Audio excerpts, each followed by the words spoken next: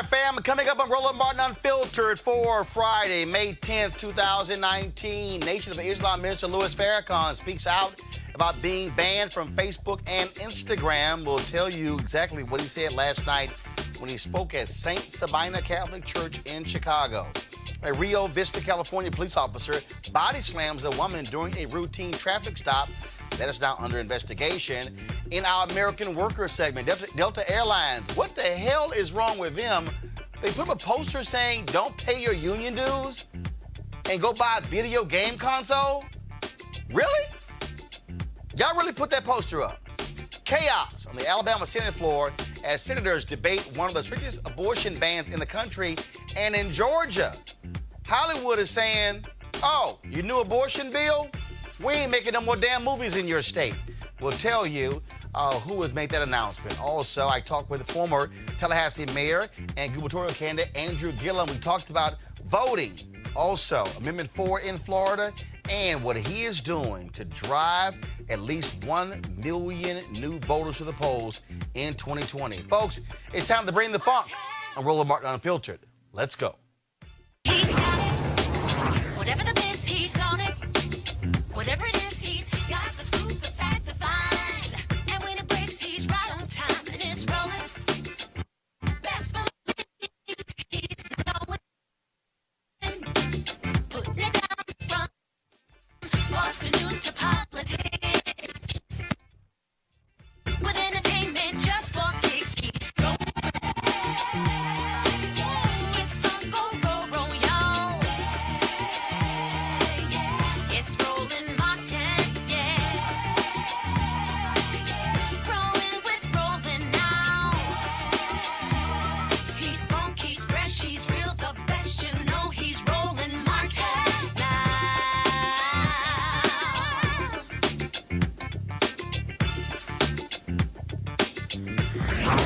Martin.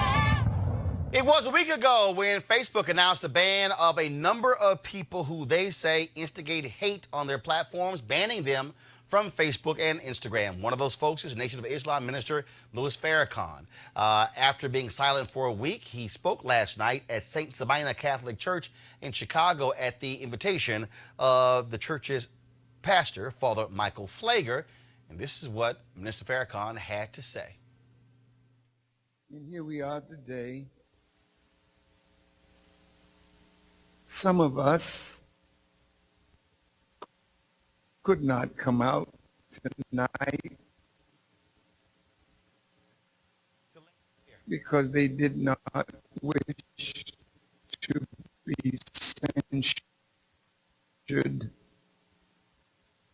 by those who presently have power to censure. But that power is gradually being taken from you.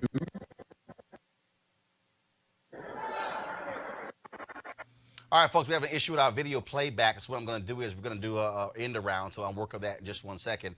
But I do want to go to our panel right now to talk about that. But also, we'll talk about one of the other co-founders of Facebook, Chris Hughes, who says that Facebook has gotten too big. He published an op-ed in the New York Times saying it is time to break up the conglomerate. Our guest, Eugene Craig, CEO, Eugene Craig Organization, Teresa Lundy, founder, TML Communications, Joseph Williams, senior editor, U.S. News and World Report. Joseph, I'll start with you. Lots of drama. First of all, Facebook is preparing for a major fine from the Federal Trade Commission. Some say it could be as high as $5 billion. They've had privacy issues. They've been, of course, allowing third-party companies to see users' data. And so on this ban of different individuals who they say incite hate, which includes Alex Jones and others, they're now also having one of the founders saying they have gotten too big. And then you have people like Elizabeth Warren and others who on the road saying, well, on the campaign trail saying that Facebook is too big. Do you believe that with Republicans and Democrats, both of them criticizing Facebook, we're moving towards it actually happening? I think we are, because we have both sides doing that. And in response to a lot of what has happened, you not only had the sharing of information the political shenanigans from 2016. You also had the data breach that happened, where not only did Facebook share its data with Cambridge Analytica and some other people, they also got hacked, and users' information was spread far and wide. So I think it is time to break up big tech, but the question is what comes next and how do you do it? And the issue, Teresa, we're dealing with is, like, even when you're talking about what has happened, how Facebook has been such a disruptor. First and foremost, when you look at how they've obliterated the media industry, when you combine the digital dollars of advertising, literally 60 to 70% of all digital dollars going to Facebook, as well as Google, which owns YouTube, other platforms. And when you look at just the massive amounts of data they have here, Facebook has not done itself many favors with how they responded to lots of this drama. I think Facebook is responding the way new startup companies are responding, which means for me and many others, they're not really taking in context the amount of opportunity that it is with other medium outlets. So I don't think they followed the blueprint with Google, with YouTube, because a lot of YouTube is obviously content creation. Same thing Facebook is, but it's also allowing users to now write the blog posts. So what does that mean? They're now taken away from WordPress, right? Which WordPress, that website was essentially established to do blogging. And so what I think, outside of having a young millennial CEO, is that when we encounter some of these situations that Facebook is having, their response time is one, it's not working for the public at large. It's very directed, and it feels like it's being attacked. And I think if they came out and actually started to support organizations a little more, they did recently with the Giving Tuesday. So Giving Tuesday, nonprofits have the opportunity every Tuesday to upload, ask users to upload and support. But an issue with that is Facebook doesn't recognize a lot of smaller nonprofits. They recognize the larger ones. So again, if I was on the Facebook strategy team, I would probably tell them that they need to invest in more community dialogues and conversations and really start having those focus groups again to see what the people want and how the people can stand with them, further as it relates to controversy that they obviously is going to happen. Hopefully, I think we have the video file ready right now. So here's Minister Farrakhan in Chicago. All right, so we don't have the video file. So Eugene, go right ahead, and I'm going to go ahead and try to play it from here. The thing is this. What you see on Facebook is what happens when you have a company that experiences consecutive years of hypergrowth and prioritizes growth over everything. Do I think Facebook needs to be broken up? No. I'm not a proponent of government coming in and deciding how big a company should be. Yeah, but the reality is we have history already. Look, Teddy Roosevelt broke up major companies because they had gotten to the point they were such large monopolies that it was the whole trust, all the different trusts. We went to we have the reason we have antitrust laws today. But when looking at particularly Facebook, I mean, you're seeing Facebook's a unique case where you had a company that experienced hypergrowth, has been a disruptor, and now is becoming the establishment. The issue, I think the bigger issue with Facebook is that, they're seeking to, on one end you have, folk that are calling for the breakup. On the other end, you have them sitting down with Facebook's lobbyists to write the rules for the rest of the game. I don't think breaking up Facebook is going to fix that particular problem, where Facebook has now become essentially the establishment. With the, So that's like lobbying 101, though, right? It is lobbying 101. Once you become big enough, then you write the rules. Help to write the rules. I mean, to a degree, you can consider Facebook and Twitter and a lot of the big social platforms banks by a new name. They're, instead of coming cash, the new currency is data, and they have it all. Hold tight 1 second. So I'm going to go ahead and play this video of Minister Farrakhan last night. Guys, go ahead. I don't have no army. I just know the truth. Here to separate the good Jews from the satanic Jews. Yes, yes, yes! This is just the beginning, banning me from a social platform.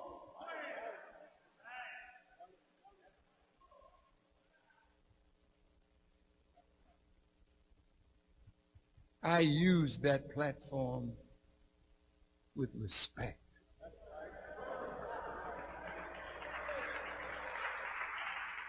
I never allowed those who follow me to become vile as those who speak evil of us.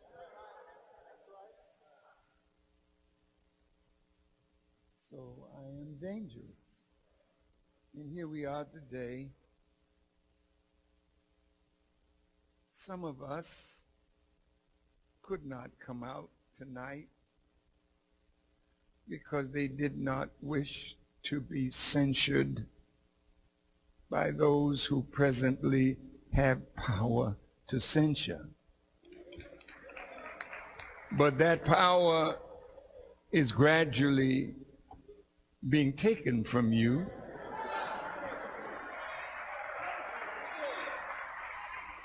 And I am so grateful to God that he made me an instrument to bring that end of your wicked system of injustice. Jesus said, I give you this day 2 commandments. And if we focused on those 2 commandments, we can walk through what's happening with Facebook and Instagram and Twitter and the hatred that is shown toward me.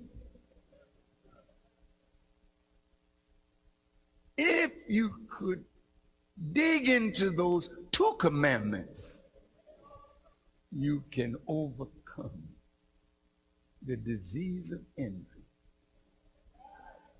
that keeps us divided against each other.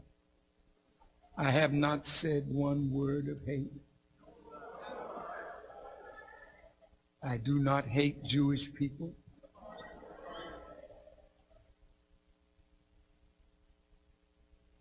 Not one that is with me has ever committed a crime against the Jewish people, black people, white people, no matter what your color is. As long as you don't attack us, we don't bother you.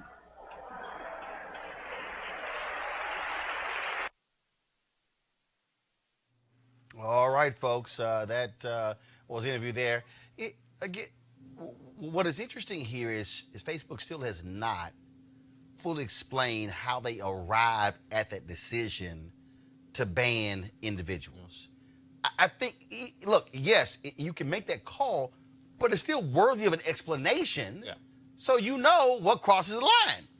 I mean, I'll say this. I think with a lot of the other... Or is this like porn in the Supreme Court? You know it when you see it. Right. Yeah, I think in this particular case, I think that with most of the individuals on that list, like Alex Jones and others, it's kind of cut and dry. When it comes to the Minister Farrakhan, what he's become is a lot of folks go to when they want equilibrium. When Senator Scott, wrote his article on the climate of our country, he used Minister Farrakhan for equilibrium, and I think that's what Facebook did here. Has Minister Farrakhan said some anti-Semitic things? Absolutely. Some indefensible things? Absolutely. But if there was a way to scale, I think, if I'm looking at a Jacob Worrell or a Alex Jones or some of these other far-right individuals who, are just pure white supremacists in their blood, cut and dry, I don't know if I necessarily put them on the same levels as Minister Farrakhan, but I think this is Facebook looking for some level of equilibrium. You got to think about this, put in further perspective. This time last year, Facebook was sitting down with folk on the right, about quote-unquote conservative censorship. So it's not as if Facebook hasn't taking the opportunity or bended the knee to the conservative movement and their bemoans. But see, I don't know. I mean, you're absolutely right that Farrakhan's a complex picture, but the lack of a clear and decisive standard, I think, is going to bite them in the end. I agree. I mean, I don't think that you can just kind of toss Minister Farrakhan on the pile and call it a day. I mean, and at the end of the day, I mean, he's done He's a very complex figure, and he has advocating for African Americans and not against white people per se. I mean, he's not commanding his people to go out and kill. You know, and I think that part of what Facebook is facing here, I mean, not only in trying to bring some equilibrium here, but their lack of a clear standard. If he decided to sue, I mean, you know, it's well, I mean, I will say this: even if he decided to sue, I don't think, you know, the First Amendment doesn't apply to private companies. No, but there again we get the argument about how powerful Facebook Right, has and that's become. the piece. And Right, how powerful is so it? it's reached the point that you might be a private company, but you control so much of the discourse and so much of this communication landscape. That's why there are people who are saying that a Facebook or a Google, they are damn near getting close to being a utility. Yeah. Well, and there's a lot of talk about that, regulating them as a utility. So, I just think that, again, from their vantage point, the question is going to be, when do you reach a point where you're so big, but you still might want to explain why somebody actually And I got think banned. So. Minister Farrakhan actually mentioned that at where was he at? State Sabine in Chicago. He mentioned that there. He said, you know, I want everyone to take out their phones and go Facebook Live. Well, and there you go. And so he literally put Facebook to the test. He's, you know, wanted to test his limits, and none of them got removed. But again, if you don't have those standards in place, if you don't have better practices in place in order for your company to go to the next level where you are actually telling people this is why we took you down, then you're going to have everyone, you know, from celebrities, from influencers are going to be putting Facebook to the test, which ultimately, like you said, I mean, it's already happening. I mean, you know, Facebook itself, you know, is divided on multiple platforms. But Facebook, the platform, is a dying platform right now, and you know, Instagram's starting to slow down quite a bit to the point where, well, you can look them up. Where to the point where now they're testing not even having likes and comments on content. And so they're looking for creative ways to stay alive. It's WhatsApp that's driving them. Yeah, but who owns WhatsApp? Facebook. There you go. So I'm like, that's my point. That's my point. I'm just saying, y'all. Okay, folks, let's go to this story here out of California. Let me know if y'all got the video, folks. Rio Vista Police Department. In Rio Vista, California, the police department launched an internal investigation after seeing cell phone video that shows an officer body slamming a woman to the ground. Roll the video. And you shouldn't be touching her. You're manhandling my daughter and you shouldn't be touching her? Really? Back up. No. Back up. No. No. Back up, man. Get him off my daughter. Get him off my daughter, man. Don't talk to me like that. Get him off my daughter. What the f? Are you serious? Are you serious? Are you serious? They just slammed. He just slammed her. Mom! Mom! Mom! Mom! Stop! Mom! Folks, this happened during a routine traffic stop. In addition to the cell phone video, police released body cam video. All right, so let's go with the body cam video.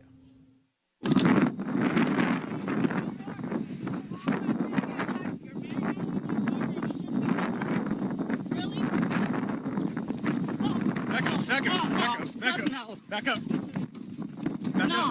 No. Get him off my daughter. Get him off my fucking daughter now. Don't talk to me like that, man. Get him off my daughter. No. Get him. No, you're not. Don't. All right, now, but see, this is one of the things that I keep saying, okay? I want you to roll that again, but here's the piece. You hear the cop say it, don't talk to me like that. Right. I'm sorry. First of all, there's nothing that says a cop can't get cussed out, all right? There's nothing. Actually, it's a protected right that you can cuss a cop out. There's nothing that says a cop cannot get cussed out. But to sit here and so she's watching her daughter get body slammed, and his concern is, don't talk to me that way. Here's the body cam footage again.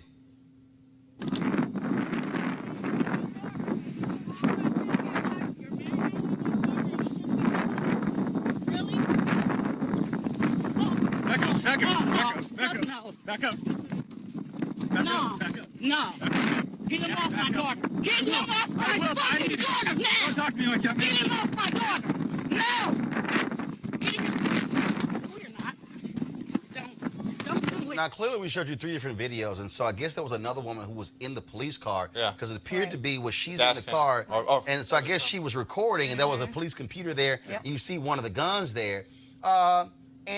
Teresa, this is just the craziness where, okay, it's not like this woman is his size. Right. You mean to tell me that even if you're saying, okay, she's resisting, you don't have to body slam her in order to handcuff her? It's disgraceful. It is purely Because we played it, you unconscionable. jumped. I was disgusted. Well, I felt like I was in it, like, because it can happen to any of us at any time. She's getting pulled over for a traffic stop. I could be pulled over just for jaywalking across the street, right? And the same situation could have happened. Gratefully, no guns were pulled. But that's Small favor.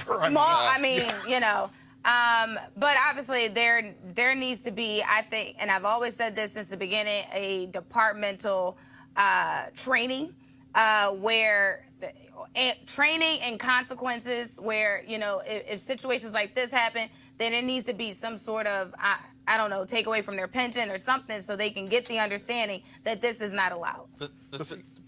I'll let you go, John. No, well, I'm just saying that training is a key, right? And we have seen this before. How many times? When I saw this, I was like, okay, stack this one with the other ones. I mean, just put it over here. But the problem, you put your finger on it, Teresa, is that training is not where it should be. I mean, anytime a situation with a woman who is clearly half his size gets out of control, you are poorly trained, and you're not handling the situation. I don't think it's training. Let me tell you something. I don't think it's training. I think there are people that are police officers should not be police officers. And when you have situations like this, Yes. it should be. Right. I mean, I'll say this. I'm at the point where this needs to be a 2020 issue. I mean, it should be put on the table that one part of the first 100 days of the next Congress coming out of the new president is actual policing, federal policing reform with federal mandates with DOJ dollars attached to them. Okay, I'm sorry.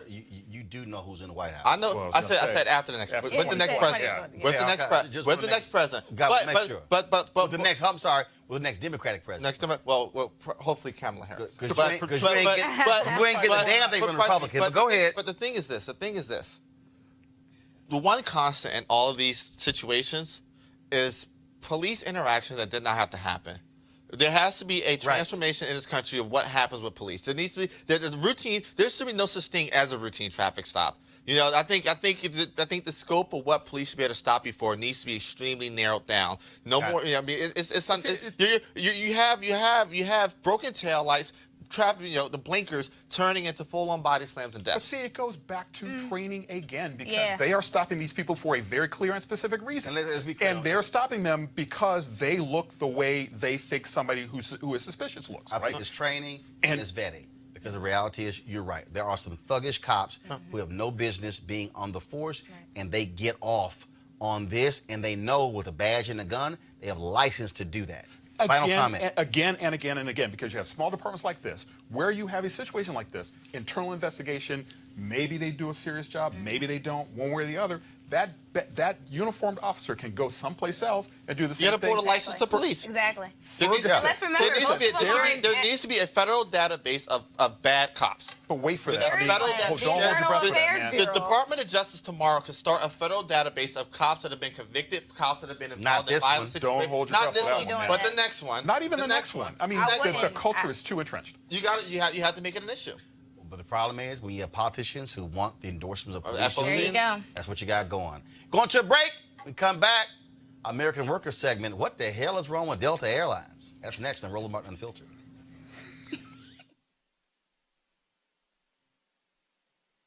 You want to check out Roland Martin Unfiltered?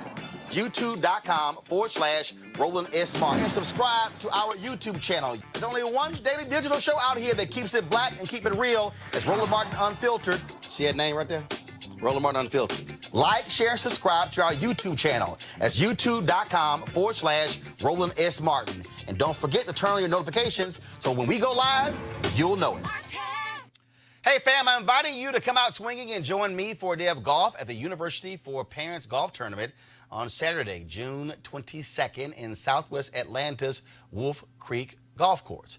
It's a golf tournament with a purpose, a fundraiser for the University for Parents, a program designed to empower parent learners through education, inspiration, and support.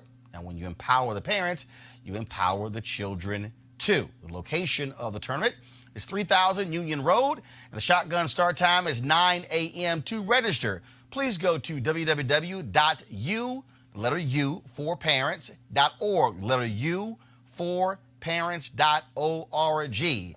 For more information, be sure to call 770-316-3487. I hope to see you there. All right, folks, let's talk about, some craziness by a company, an airline, for our American Worker segment.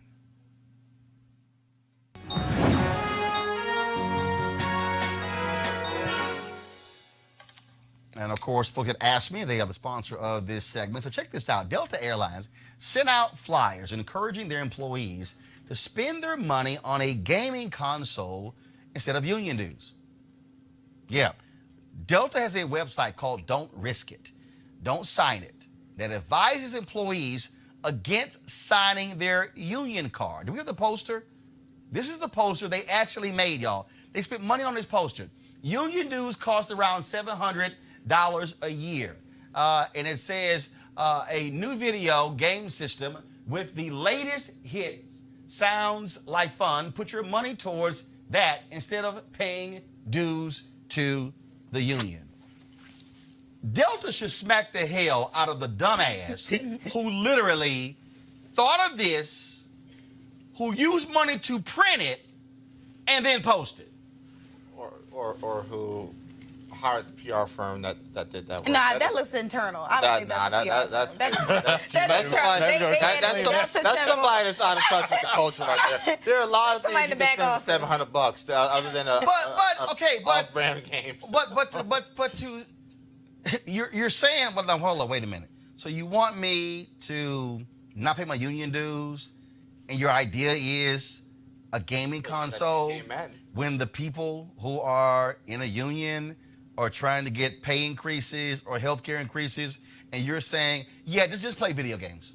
It's ridiculous. It's absurd, man. I mean, and the fact that somebody did think it up and that it got green-lighted. I mean, never mind who came up with it. Whoever green-lighted that thing, and it's all of a part, right? I mean, corporations have been attacking unions for years. I mean, the American level of union membership has gone down from 30s some odd in the 1970s to about 5% now, and further declining. But what people don't really understand, what African-American unions workers kind of get, but needs to be more brought out to the fore, is this is how we made the middle class, right? This is how my parents got into the middle because of a union.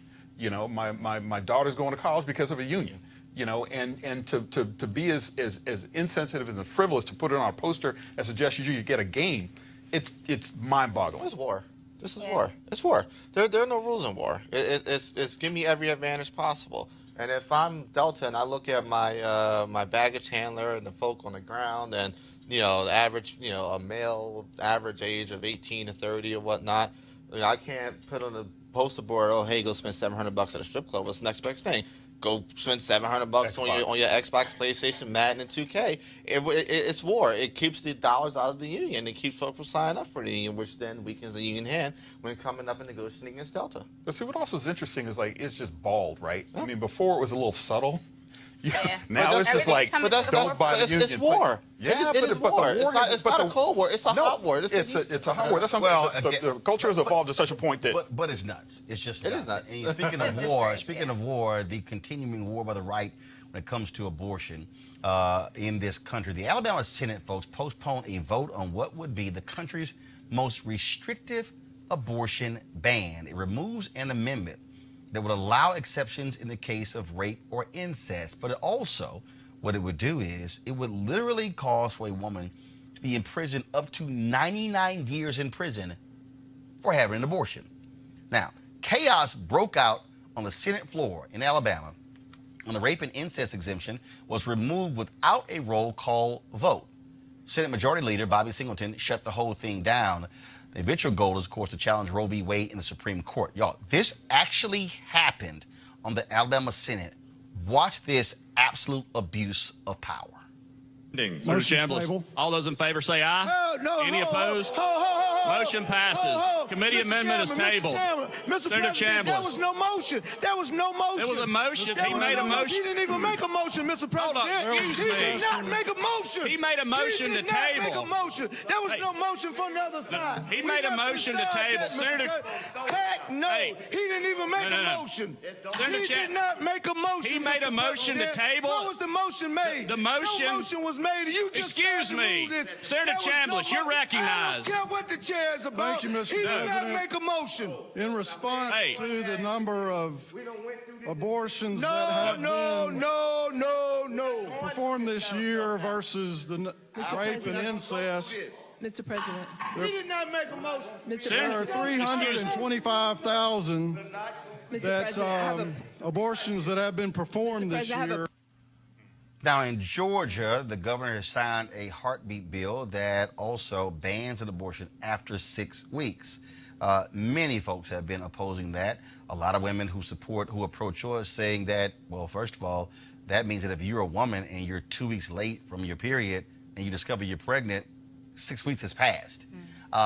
3 Hollywood production companies, they've announced, David Simon, of course, the creator of The Wire, and 2 others, they've announced they will not be doing any movie productions in Georgia. Actress Elisa Milano was in Georgia protesting this bill before it was actually passed and signed into law, and many other Hollywood folks as well. Georgia makes a lot of money each year off of Hollywood productions. The question is, will it have an impact? Go to our panel here. The Alabama governor has been very clear. He wants this law in Alabama passed. The right wants the Georgia bill passed because they want this case to go to the Supreme Court and for this Supreme Court to rule on Roe v. Wade. That's what this is all about. This is the holy grail. The 2 things that white conservative evangelicals care most about are getting rid of Roe v. Wade and getting rid of same-sex marriage. That's been their focus. That's why they don't care what Donald Trump does. That's why they're packing justices on the Supreme Court. That's where they're packing the federal bench. They've just today, for the 4th time in history, in all this year, the Senate has moved federal judges where both home state senators said no to it. And all 4 have happened this year. They don't care. They are in a hurry to put as many far-right federal judges in order to affirm these laws. Yeah, the thing is this, and you know, I have some folk already questioning my conservative credentials, but the thing is this: I think day one of the next Congress for the new Democrat president, there needs to be an expansion of the Supreme Court. Day one. These cases aren't going to make it to the Supreme Court within the next 2 years. It's just the way the court's set up. Take maybe 80 cases a year or something like that. These cases aren't going to be in the next batch. So which means they're going to get pushed into 2021. On day one, whoever's Joe Biden, Kamala Harris, whoever, day one, the first thing after the cabinet's approved and confirmed, the very next thing, you need to throw another 5, 6, 7 justices up there. The Constitution does not limit our Supreme Court to Go from 9 to 14? You go to 9 to 14, 9 to 16, 9 to 20. I don't care. But I think that when it comes to the interests of women, the interests of black people, the interests of the future majority of this country, you need a Supreme Court up there that's going to protect those interests. Teresa, again, this is all white conservative evangelicals care about. Yeah, it is. And kudos to that elected official who actually spoke out. And I'm glad that obviously it was on camera, you know, because more of this needs to be shown to the forefront. First of all, before you continue, there are only 4 women who are in the Alabama Senate. They're all Democrats. So on the Republican side, there are no Republican women in the Alabama Senate. And so when these decisions are made, as such, there's no room for. There are white men making the decisions. Again, there's All no white men. pro-choice. It's crazy. There's no pro-choice. There's no Probably can decisions. benefit There's no from consideration. Right, and they probably did benefit from abortion. I mean, you just had a doctor there on the stand saying, you know, I performed X amount of abortions. Then just change your profession, become a gynecologist. You know, but for him to kind of just be, you know, like that was kind of like their focal point as it relates to the other conversations when it passed. I think, you know, that this was a telling moment, and now it's like, okay, so now what other states going to do, seeing this injustice happen into Joseph, money. If you're Georgia and all of a sudden you start losing billions of dollars because Hollywood pulls out, the question then becomes, will you see that pressure applied to other companies saying don't relocate your industries there. The question then becomes, of the industries that are already there, will people be bold enough to say fine, start boycotting those products? You got Coca-Cola, Ken and Coca-Cola sitting right there. Yep. I mean, look, this is really what you're going to. But again, this is the battle, because since Roe v. Wade was decided, this has been the one thing that white conservative evangelicals, this is what they care about the most. And they have a guy in the White House who frankly supported abortion rights, who was pro-choice, but now he doesn't give a damn, and he's giving them whatever they want. That was then, this is now, right? And let's not forget the confirmation hearings for Justice Neil Gorsuch and Justice Brett Kavanaugh were very much centered tacitly and sometimes openly on abortion, right? This is what they're there for. And it's all they're there for. It's all they're there for. And two things that occurred to me when I was seeing that tape. The first was North Carolina, which took a really big hit over the bathroom bill, brought the state basically economic pain, in a major way. Same thing in Indiana. When Pence tried to sign a bathroom bill, they passed it. Folks said, we're going to pull our business. They had to modify it. NCAA, exactly. And North Carolina lost the Super Bowl, and it lost a number, I think. NBA All-Star game as well. Exactly. So there is some economic pain coming Georgia's way, right? That's the first thing I thought about. The second thing I thought about was Arkansas. You rolled a tape maybe 3 or 4 months ago about the senator who stood up against the Stand Your Ground bill. Just gave them hell. Black woman just gave them hell, said, y'all don't know what you're talking about. Yep. Black men are going to die because of this. She stood up, she stood firm, and we have another example here. The question is, are they going to get the support they need? These black people kind of see what's going on. Yeah. Are they going to get the support that they need? And in calling them out, is more pressure going to be applied to these lawmakers who try to do these things in the first place? All right, well, folks, we'll see exactly what happens there. All right, folks, earlier today, I sat down with a former Tallahassee mayor and gubernatorial candidate, Andrew Gillum. We talked about the issue of voting. Also, again, Florida's Amendment 4 and his plan to register 1 million folks for 2020. We also talked about what Democrats should be doing to specifically, those running for president, to specifically target black men. Here is our conversation.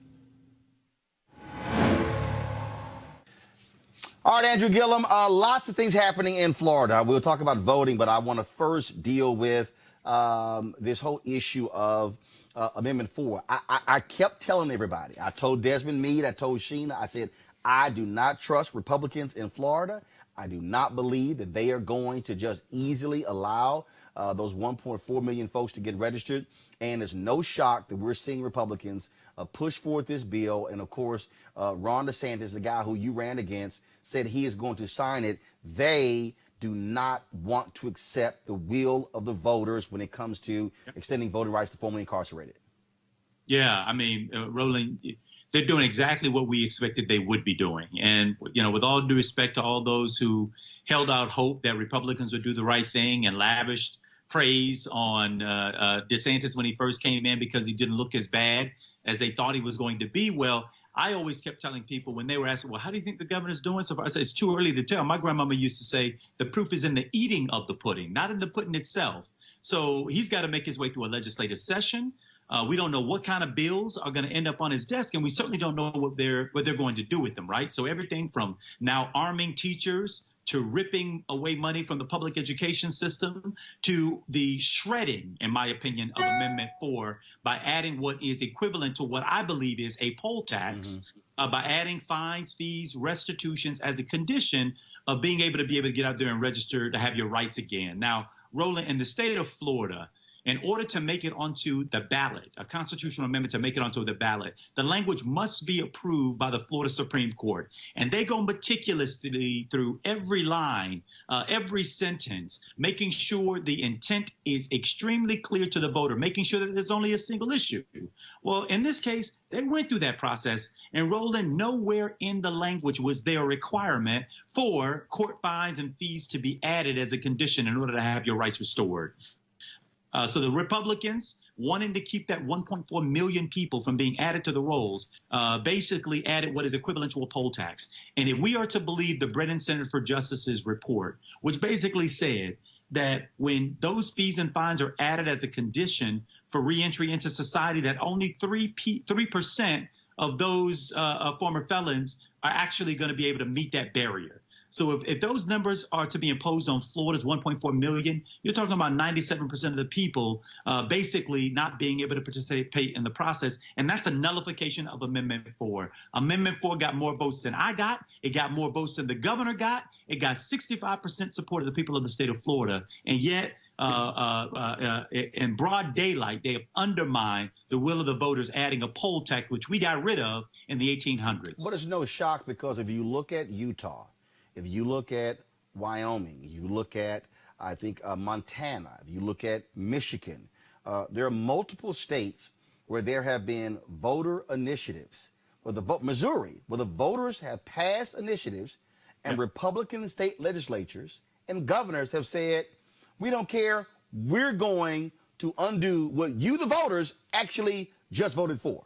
Yeah, listen, man, this is naked politics. This session in Florida, and we've seen this all over the country. You saw it after the Democrats won in Wisconsin and Michigan. The lame duck Republican legislatures then worked overtime to undermine people's access to the ballot box. This is only about power. It's not about democracy. It's not about the Constitution. It's not about enforcing the will of the voters. This is about how do you concentrate as much power as you can, especially before the decennial census and the redistricting and the redrawing of lines, so that you can maintain political power for as long as you possibly can, right? So that's what they're doing. Let's not make any bones or mistakes about it. And what we've got to be doing is being equally, frankly, vicious about our defense of the Constitution, which is why it is my hope. One, I'm holding out hope. Maybe Governor DeSantis and some of his friends may be able to prevail on him, that this is not in the best interest of the state of Florida, and maybe even his own political interest. Recall, Roland, that maybe upwards of 60% of these folks are white people. All of these folks that are getting their rights back are not necessarily going to be Democrats. We don't know that yet. We're in favor of it because it's the right thing to do. That's why Democrats are in favor of it. But what they're saying, because after January 8th, and they saw that the surge of people registering were black men coming out of supervisors of elections office saying, for the first time in my life, I feel seen. For the first time in my life, I feel heard, and it terrified them. And so for whatever gain they could possibly get from reenfranchising those people, they don't want to take the risk of also us adding new people to the role that can create an X factor and throw in jeopardy their majorities. Well, this is why I have been trying to make this argument to civil rights groups and others that we have to expand this conversation when we talk about voting rights. I believe, and look, rightfully so, fully understanding Voting Rights Act 1965, understanding the impact, where African Americans have stood on this whole issue of voting rights. But what we're seeing Republican state legislatures, Republican governors, Republicans in the House and the Senate, Republican presidents. What they're doing is they are even denying voting rights to white Americans. Oh, yeah. You talked about Wisconsin, where you had in 2016, a federal judge called in Governor Scott Walker's office and said, the voter ID was approved by the Obama Department of Justice. Why are you dragging your feet in the issuing of voter IDs? Then you have in these other states, when it comes to gerrymandering as well, there was a clerk in Wisconsin who said she purposely moved an early voting location off of a college campus, largely white students, because too many of them were voting Democrat. Moved it to an out-of-the-way location with a small parking lot, hard to get to. What we're seeing is young white voters disenfranchised. We're seeing elderly voters disenfranchised. And so we've got to issue the clarion call to white folks. This ain't just about us. You are also getting screwed, and you better be in this fight. In fact, the Ohio law that went to the Supreme Court that purged the list, where a guy said he was taken off the list because he had not voted in a couple of cycles. That was a white man who filed that lawsuit. And so I think even with Amendment 4, we got to say to white folks, hey, black folks have been fighting this thing. Y'all getting screwed too. Y'all got to get in this fight. Yeah, it's interesting you mentioned that, Roland. I testified earlier this week at a field hearing that Chairwoman Marcia Fudge held down in Broward County at the start of the week. And Congressman Alcee Hastings was there. And I mean, the man is the dean of the Florida of the Florida delegation and knows well these tactics. He said in front of that committee room, listen, black people for 200 years, add to it 400 years, have had to deal with these kinds of struggle after struggle, suppression, marginalization, being discounted in the process, he said, we're going to persist. But this impacts also white voters, as you have already indicated. Do you know that it was Parkland, Florida, a pretty white area of the state of Florida, obviously where the Marjorie Stoneman Douglas shooting took place? It was the 18 to 25-year-olds whose vote rejection rate was higher than any other area in the state. These were young white voters who had, the suppressive tactics of the right come down on them. Mm-hmm. It is the Florida legislature. It was us, citizens in the state of Florida, who had to take this issue to the courts because they refused to put polling places on college campuses. Just refused to do it. So we had to win that battle in the courts. Your argument is completely correct. And that is that this is, while black people are obviously impacted because of our overrepresentation by share of the population in the criminal justice system. We're 11% of the population in Florida, yet we're 20+% of those who are incarcerated. We know that we're disproportionately impacted, but this the consequences of this kind of suppression impacts more than just us. And the broader we can build this coalition, which is why I give credit to Desmond and to Sheena and to the Florida Rights Restoration Coalition, because they did try to span outward to bring more people into this process. That's how 65% of people in the state of Florida are passed this amendment, because many of them have relatives, husbands, families that are impacted by the effects of Amendment 4. But what the legislature and the governor are telling us is that they don't want any X factors in this process, that they're willing to do whatever they can to suppress whomever they need to suppress in order to maintain their majorities, their narrow majorities. Let's talk about the initiative that you are launching in Florida. It's somewhat similar to what Stacey Abrams did in Georgia. So explain to folks exactly what this is and the impact you want to have, not just on the 2020 presidential race, but what people need to understand, those state representatives, state Senate races, yes, those school district races. Republicans have a supermajority in Florida, largely because of gerrymandering. And so talk about that initiative. Yeah, so to your last point, I want to pick up on this. The majorities that Republicans hold in the House and in the Senate and the Florida legislature don't make sense when you consider what happened in the last gubernatorial and U.S. Senate race. Bill Nelson lost his seat by 10,000 votes out of 8.3 million votes cast. My race for governor came down to 33,000 votes out of 8.3 million votes cast. Now, how is it that you can have margins that are within 0.4% difference and below, yet the Republican legislature have 70, of the House members of 120 legislature are Republicans? It just doesn't make sense. That is a function of the kind of work that Attorney General Holder is leading right now around this redistricting effort. These are elected officials choosing their voters rather than the voters choosing their elected officials. And so coming off of my race, where again, 33,000 vote difference with 85,000 votes that didn't get counted, ballots rejected over the state of Florida because of signature mismatch, where the W in your signature didn't match the W in your signature from a year ago, and an untrained person looks at your signature and decides that they're going to invalidate your constitutional right based off of that, right? Federal judges were very clear in the recount process that Florida needed to change that law and that it needed to get a cure process in place that was universal across the state of Florida. So they've already got the law on their side, right? Now what we've got to do in Florida is we've got to get back to our basics. We got to get back into our communities, back into our neighborhoods, talking to our voters further out than 6 weeks before an election, so that they know that we're there with them in election cycles and outside of election cycles. And so what we've committed to is registering 1 million voters in the state of Florida. Now, without the 1.4 million former felons returning citizens, we got 4 million eligible unregistered voters in the state of Florida. 4 million? Right? 4 million eligible unregistered in the state of Florida, right? And so you add to that the returning citizens, we got a lot of runway for getting our numbers up. When Barack Obama was on the ballot in Florida in 2008, Democrats had a registration advantage over Republicans of over 700,000 more registered Ds than ours. When I was on the ballot 10 years later, that registration advantage has shrunk to around 250,000 Democratic registration advantage. And at the same time, white 65 and older white voters migrating into the state shifted who votes and the type of voter that's showing up in our election, a more conservative voter, more Midwestern voters. So when Obama was on the ballot in 2008, 65 and older white voters represented 21% of the total vote share.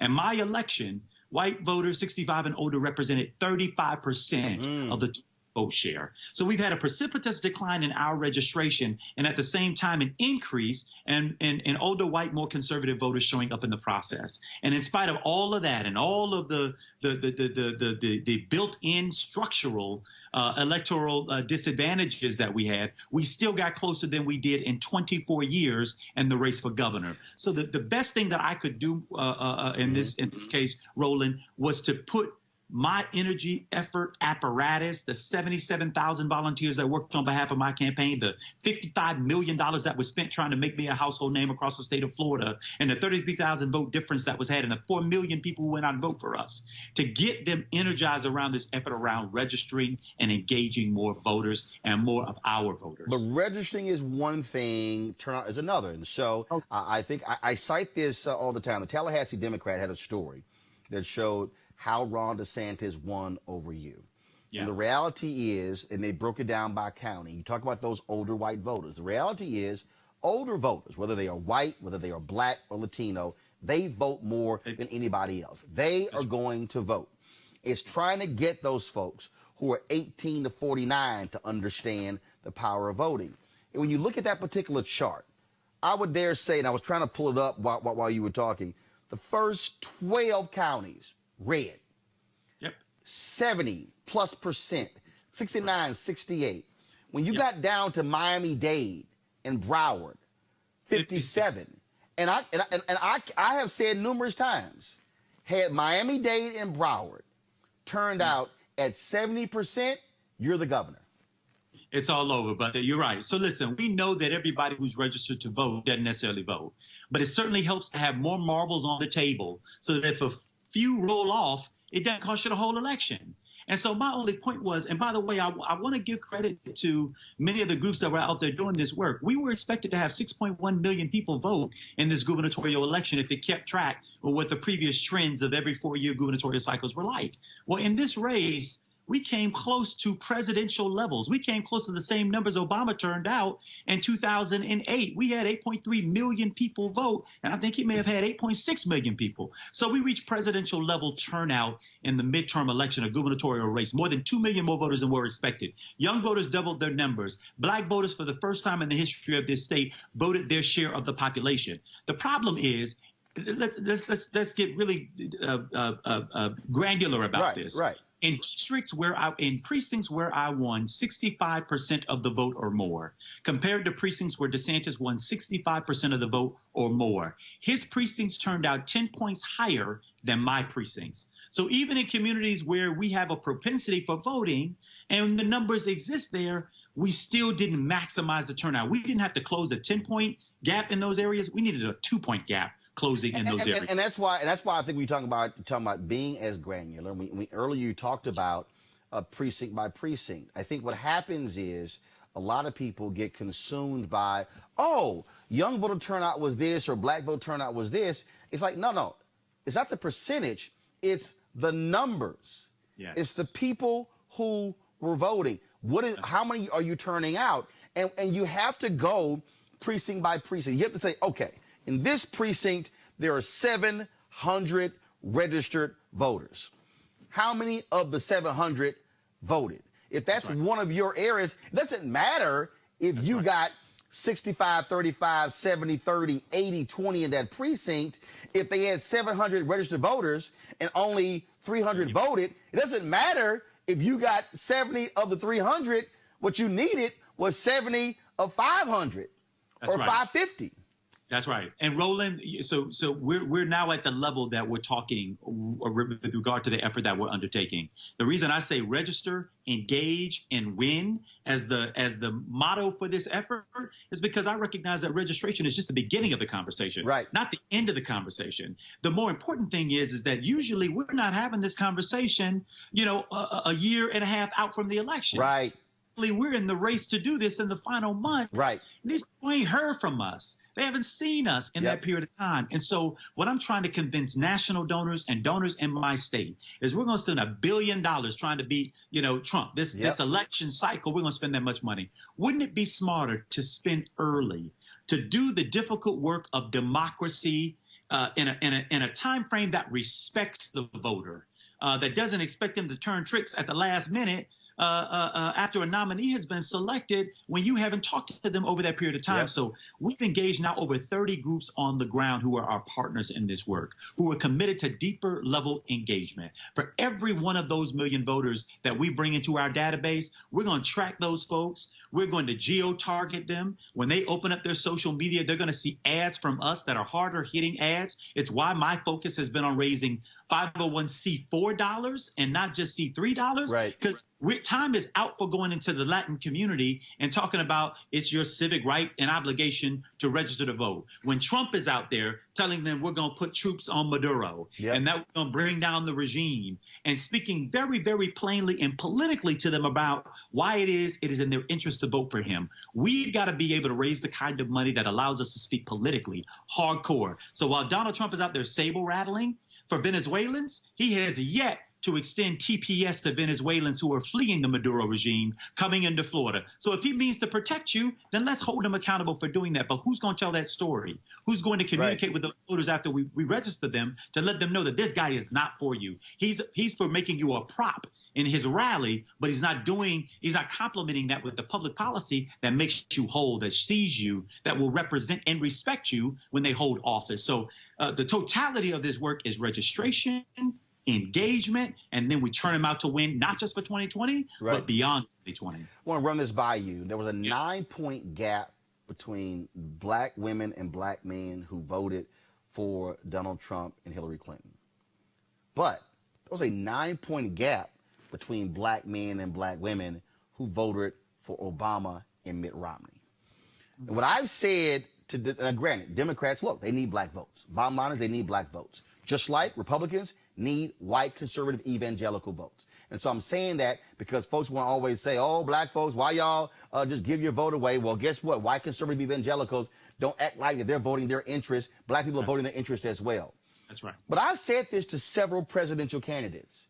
You should be holding black male specific town halls. I said you should be having discussions because, see, here's the deal. We're two black men talking. I totally understand all the conversation about black girl magic and the impact of black women. But when Doug Jones ran in Alabama, he got a lot of black men who voted. And it wasn't just black women who voted.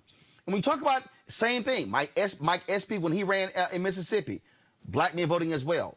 And so I do not disagree with the targeting of black women. But what I will say to a candidate, they should be saying, what is it about black men that we're not getting and why there's a gap? Your thoughts on that? Listen, Roland, you won't get an argument from me on that. All due respect to the tremendous electoral power of black women. Black men also have a tremendous electoral power when you organize and you engage us and you talk to us about the issues that matter most to us. Talk to us about the wage gap that exists for us. Talk to us about what it means to get access to small business loans that allows us to turn our dreams of owning a business into a reality. Talk to us about the over prosecution rates in our community and the way in which so many of us are targeted.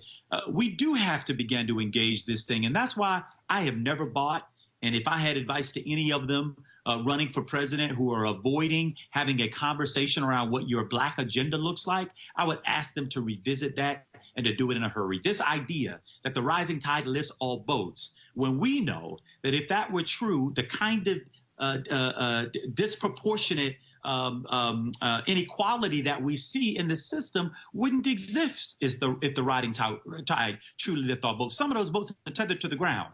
And many of those boats that are tethered to the ground are holding black men and black women in them. And so how is it that we're going to structure a system that sees them and that reflects the needs of those communities? And if we I just saw they did in Texas, your home, on your stomping ground, the women of color. President's Reform. forum that they did, I completely agree with you. We ought to put our energy, and you ought to be the moderator for it, by the way, into holding the same kind of forum that addresses more directly and distinctly the issues that confront the issues of the black male experience in America. And I think we can begin to close that gap. Again, the other side didn't have to win our votes. That's why in my friends' timelines, I saw the super predator comments. I saw the comment Bill Clinton made referring to Obama's campaign in South Carolina and the idea of it as a fantasy. Those things were the crime bill. All of that was replayed on rotation. And a lot of brothers who I know and I went to school with were reposting. I was like, man, where's this coming from? So when we talk about Russian bots and their infiltration here, they had a very distinct plan. They didn't necessarily believe that they can convince those voters to vote Republican necessarily, but there was a suppression effort. If we can keep those votes down, keep those from going toward the Democratic side, we don't got to win them. But the truth is, we got to lose them less. And that means keeping some of us out of the arena. If we do that, I think it could play a very, very tremendous role in helping to motivate more men of color to participate. Well, I'll tell you what, Andrew, when it comes to this issue of voting and mobilization, it is about fighting, is understanding public policy. And what I keep telling people, I've never self-identified as a Democrat or Republican. I look at issues. And the reality is, when you look at the issues that are being driven by Donald Trump, driven by Republican state legislatures, it has a negative impact on African Americans and I say the Republicans. That's why you're not going to get black votes. But we've also got to just connect the dots to people to get them to understand how all these things are interrelated and how it impacts their life, as opposed to them saying, "Oh, I don't really. This really doesn't matter to me." When in fact, every single decision impacts them in a unique way. Totally agree. And Roland, one of the reasons why we're trying to really ground this effort at the local level is because as much as we want to motivate people around the presidential politics, for some of the people we got to move them on the fact that they're dealing with police brutality in their neighborhood, on their street. That they're dealing with a mayor that they disagree with who doesn't necessarily reflect them. They're dealing with a school board. They're dealing with a county commission. And so our ability to help relate voting to how it changes and impacts on people's everyday lives is critically important. I carried Sanford, and we flipped a lot of that area largely because there was a black woman for the first time running for mayor in Sanford, Florida, in an area that got woke up after Trayvon Martin. There you go. And the combination of me at the top of the ticket for governor and a woman running for mayor in that area helped to really transform and created the kind of energy that was necessary. So the local piece of it, we got to ground this at a level that people can see their very lives reflected in the issues that are being decided. They already know Donald Trump is uniquely unqualified for his job. But the truth is they felt like they were doing bad before him. They're doing bad through him. And they don't necessarily believe that they're going to do better whichever way it goes, Democrat or Republican on the other side. So we've got to now convince them that is not true and that we got the policies to answer those questions for them. All right. Andrew Gillum, I appreciate it, man. Thanks a lot. Thank you, brother. Wishing you well, man. Keep the voice loud. Will do.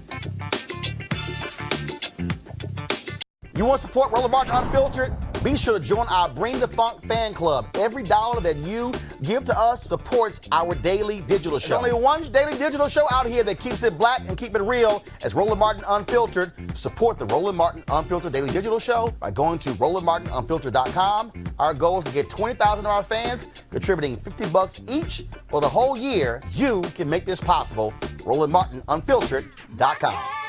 Hey fam, want to check out Roland Martin Unfiltered, the blackest show on all of digital, cable, and broadcast. Check out our audio podcast. There's only one daily digital show out here that keeps it black and keep it real as Roland Martin Unfiltered. Press play. You want to check out Roland Martin Unfiltered? YouTube.com/Roland S. Martin. And subscribe to our YouTube channel. There's only one daily digital show out here that keeps it black and keep it real. It's Roland Martin Unfiltered. See that name right there? Roland Martin Unfiltered. Like, share, and subscribe to our YouTube channel. That's YouTube.com/Roland S. Martin. And don't forget to turn on your notifications so when we go live, you'll know it.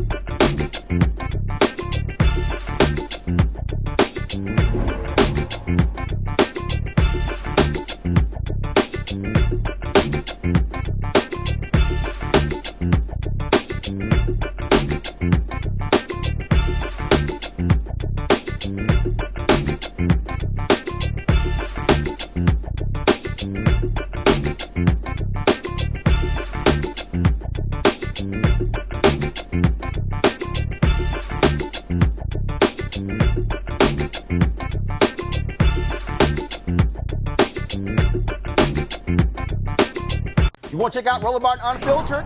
YouTube.com/Roland S. Martin. And subscribe to our YouTube channel. There's only one daily digital show out here that keeps it black and keep it real. It's Roland Martin Unfiltered. See that name right there? Roland Martin Unfiltered. Like, share, and subscribe to our YouTube channel. That's youtube.com/Roland S. Martin. And don't forget to turn on your notifications so when we go live, you'll know it. You want to support Roland Martin Unfiltered? Be sure to join our Bring the Funk fan club. Every dollar that you give to us supports our daily digital show. There's only one daily digital show out here that keeps it black and keep it real as Roland Martin Unfiltered. Support the Roland Martin Unfiltered daily digital show by going to RolandMartinUnfiltered.com. Our goal is to get 20,000 of our fans contributing $50 each for the whole year. You can make this possible. RolandMartinUnfiltered.com. Hey fam, want to check out Roland Martin Unfiltered, the blackest show on all of digital, cable, and broadcast. Check out our audio podcast. There's only one daily digital show out here that keeps it black and keep it real as Roland Martin Unfiltered. Press play.